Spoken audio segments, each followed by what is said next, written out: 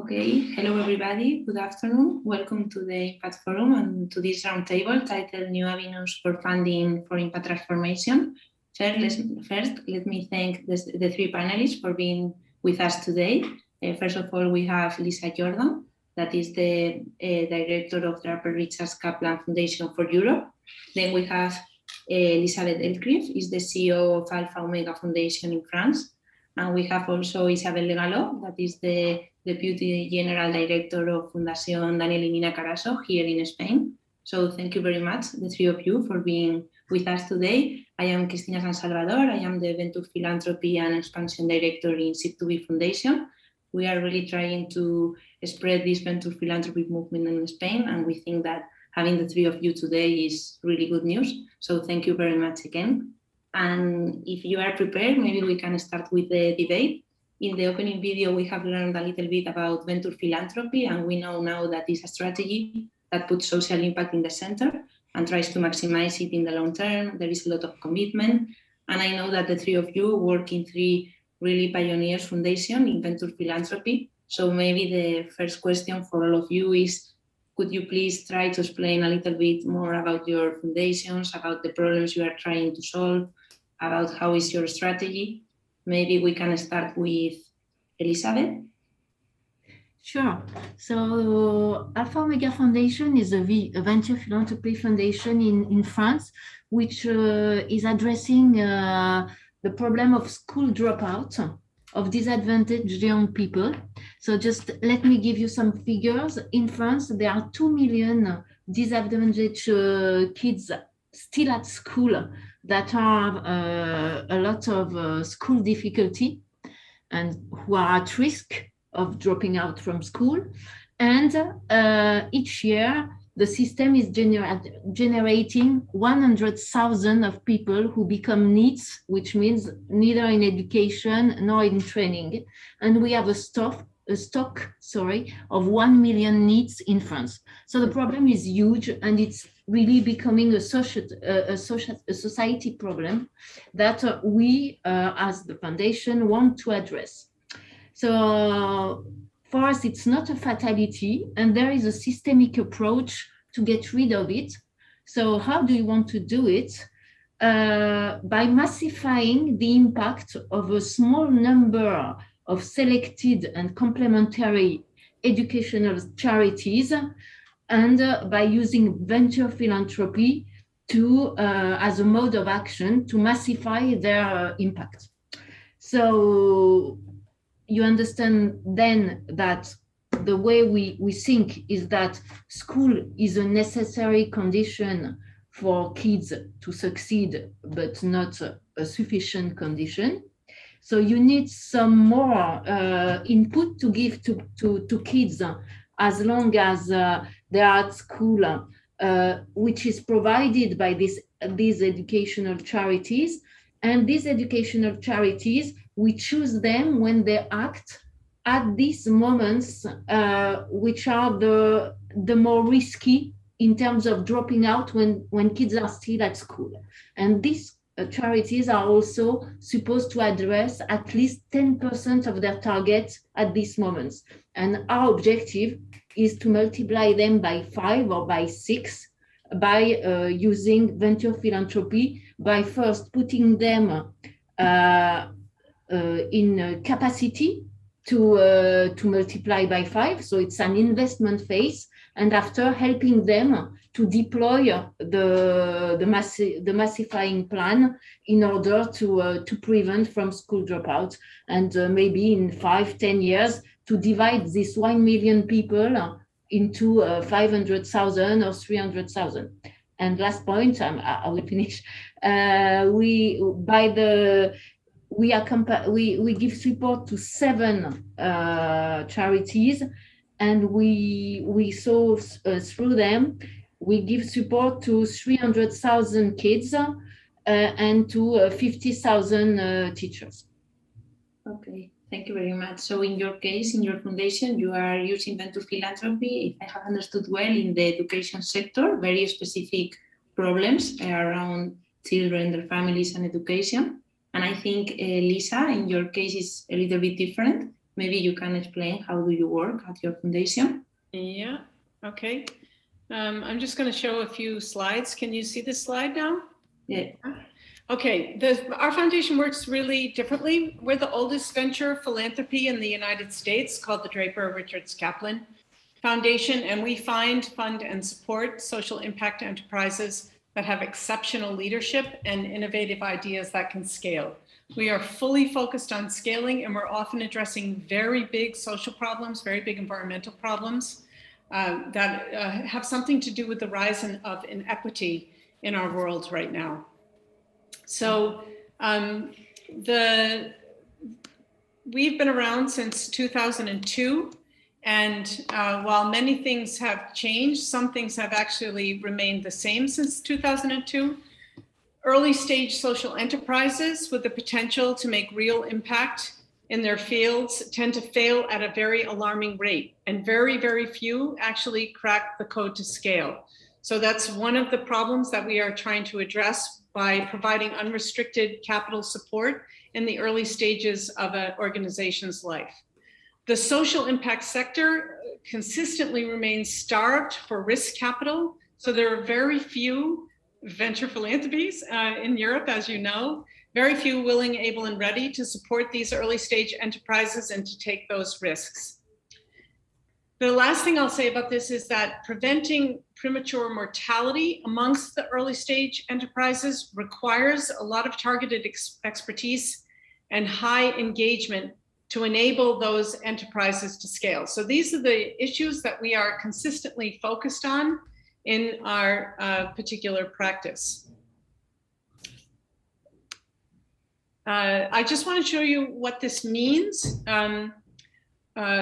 These are two global organizations that have become quite well known in the social enterprise world. One of them is Kiva, which makes loans directly to poor people in developing countries, mostly in developing countries.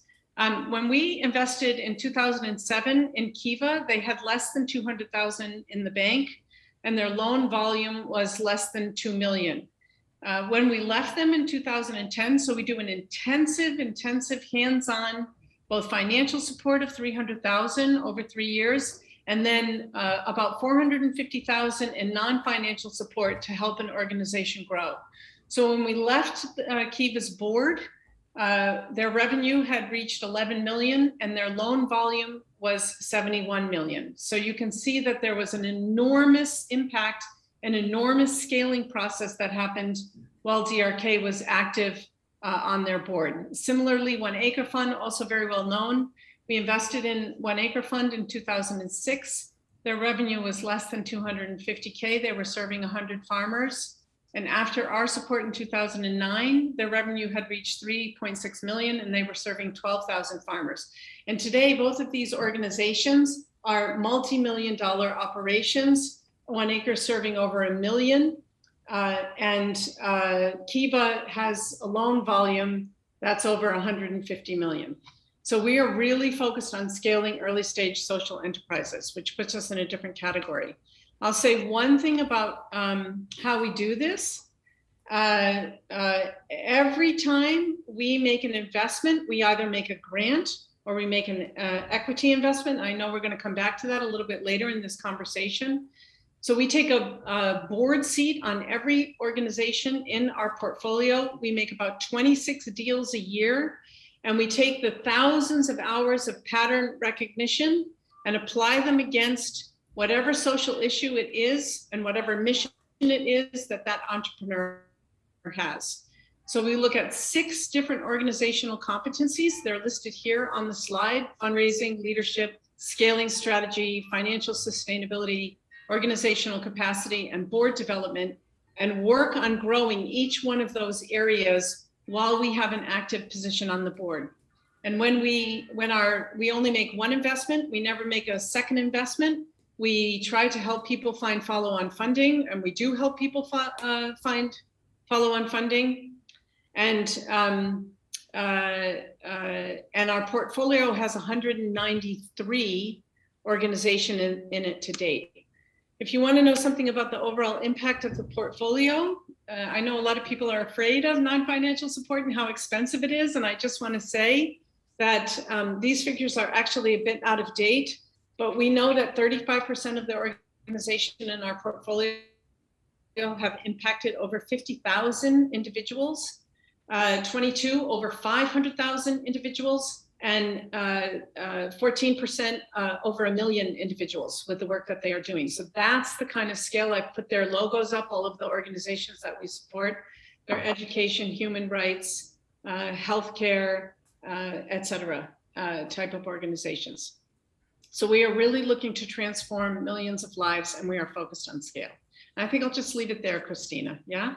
Okay, thank you very much. I think a common thing between the two of you is scaling, no? But yes, the first foundation is more centered in a specific problem, in a specific context.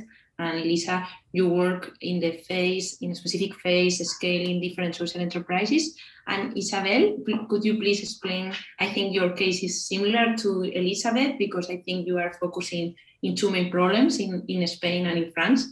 And maybe you can share a little bit more about this. Yeah, thank you very much, Christina. Nice to be here with you, Lisa and Elizabeth, and to listen to your wonderful examples. So the Fundación Daniela Mina Carazo is a family foundation. It was established in 2010 and placed under the aegis of Fondation de France.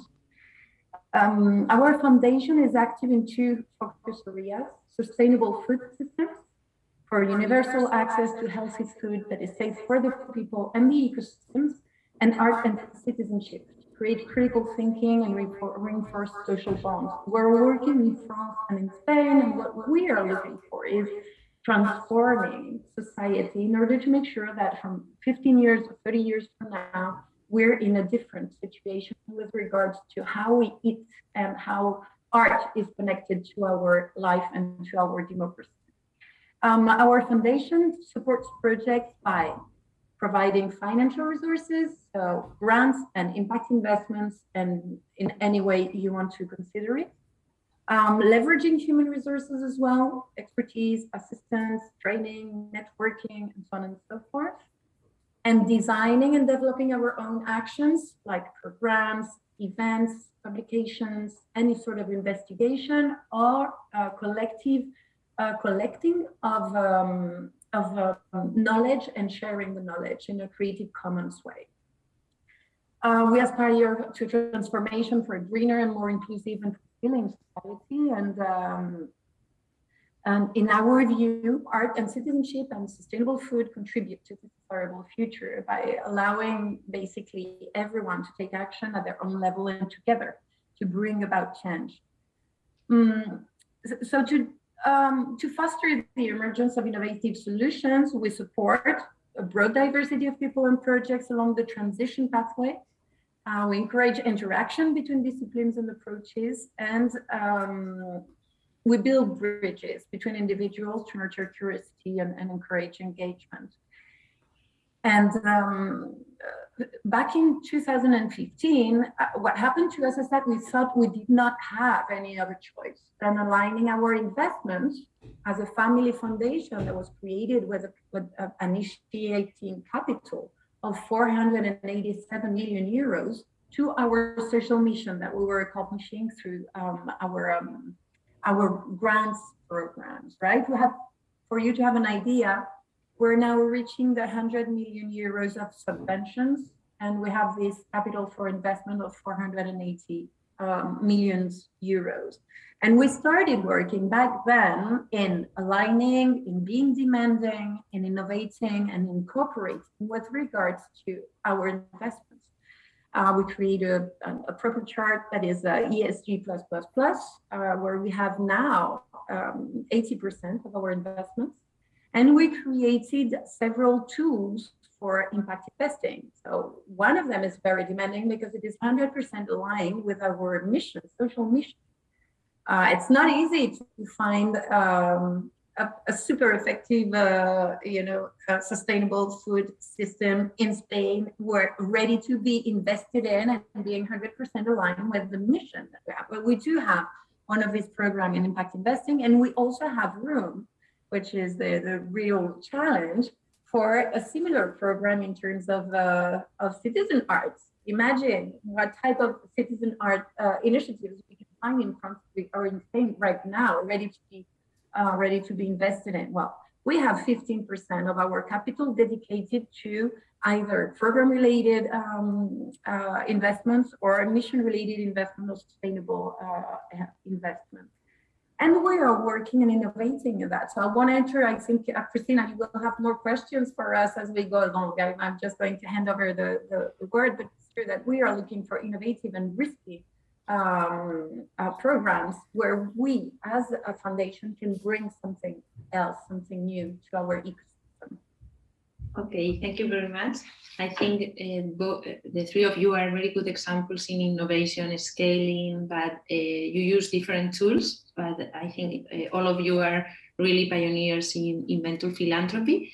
Maybe, Elizabeth, I would like to ask you a little bit more about this groundmaking that is a little bit different from traditional groundmaking. How do you do that? Why is it important? What is the difference? I think non-financial support has something to do there. Yes. So the father of the foundation, the president, is Maurice Chéniaud, who is the father of private equity in Europe, and who built with Ronald Cohen and Patrick Ott Apax partner. And when he decided to invest himself in philanthropy, he wanted to do a private equity for philanthropy. And so we have built an organization which is completely mirroring the private equity in financial field. So we have a team here which has some function. You have some transversal function which is linked to communication, fundraising, public relations, etc. And we have this investment director, social investment director, that are handling one or two charities and that are working very close to the CEOs of the charities. So to answer directly your question, what we do is, as we want to massify the impact of each charity, we consider that we have to give important financial support to each charity. We give at least 300,000 euro a year to each charity, which you can multiply by 4 because we use our network to give this amount. But, and we give the operational support, not only of our team, which is 24 hours devoted to the charities and which is very business and operationally oriented, but also of the pro bono and consulting legal firms that are working together into strategic agreements. So why do we do that?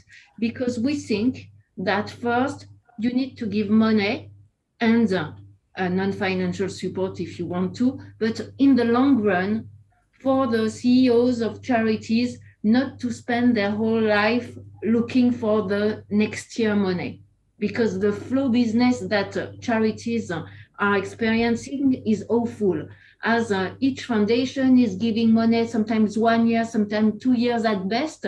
They have to churn a lot and to find other foundation just to have a stable business model. The second point is, as we are using private equity as a model, we need absolutely to direct this money into capacity building. And what we do is, first we build strategic plans with the charities. Imagine we want to multiply by 5 one of our charity that address 10% of the target, and we think that at 50% of the target you could have a real preventive impact onto school dropout. Imagining that you do this strategy, so and the growth targets, etc.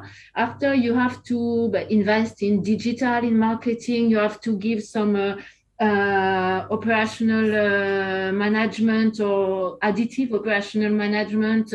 You have to think about the organization of human resources, etc., etc. And our team and the people around us are then intervening in order either to pay or to provide them by competency, internal or external. So if you decide to pay the salary the wages, I don't know if we talk to American people, of the new CEO because he was needing some more business approach or whatever, you can't decide that you're going to cut the salary 2 years after. You really have to maintain it in the long run. And to continue, I really think that grants are very important because some people have to understand that some social issues can't be solved by any other mean than by grants. You can't ask poor people to pay for educational support, you can't ask very poor people and sick people to pay for it. So if you really want to support a social cause, you need to give the grants and not to consider that it is to be finished 1 year after if you want to solve a social problem. Okay, thank you very much. I think, Isabel, you have a similar point of view with the groundmaking, no? I think you usually consider non-financial support and all this. Yeah, I can't agree more with Elizabeth. So long term is extremely important and the capacity building as well. One of the things we found maybe that is might be of interest to our audience and maybe it's a little bit different, I'm not sure, is that what we do is a co-diagnosis of what are the capacity buildings that are being needed by each of the organizations. So let's say we have a set of 20 different sorts of capacity building programs. Some are collectives, other individual to the organizations, and other can be mentorings or teamings. But we do have a first step, which is a co-diagnosis of what it is that is going on and up to what point these charities are able to take on the training. But it's extremely necessary to reinforcing the capabilities of the ecosystem as a whole. Okay, thank you very much. And in your case, Lisa, I know that non-financial support is key also, but you have mentioned that you make grants, but also investments. So maybe you can elaborate a little bit more, because there are a lot of people that think that impact investment is how do you say, offer financial market returns. And maybe you can try to explain a little bit your model, because I think you address some risky challenge. And I would like to know a little bit more. Yeah. So there are some impact investments that you can make that will offer financial return. Social housing, bond markets. There's many different types of these kinds of investment. That's not what we do. We're really at the early stage, high risk entry point. And we're also an impact first venture philanthropy. And so we're essentially either offering equity or offering grants when we look at the business model of an organization and try to figure out, is that business model really ready for market pressure, or is it not ready for market pressure? If it's not ready for market pressure, then we will go with a grant. And if it is ready for some market pressure, we will offer a equity, generally, though not at market rates of return. I don't think we've ever done anything at a market rate of return, because these are all high risk, small, early stage direct investments. And that's where the non-financial support comes in. We want to get them ready for Series A. We want to get them ready for Series B. We want to make sure that the organizational infrastructure is strong enough to actually be able to handle market pressure. We also want to make sure that we are scaling impact over the capacity to be able to create a revenue or a market rate of return, if you will. So there will always be pressure from commercial investors to go up market, and we're trying to find a way in which to create lockstep models so that that pressure is held at bay.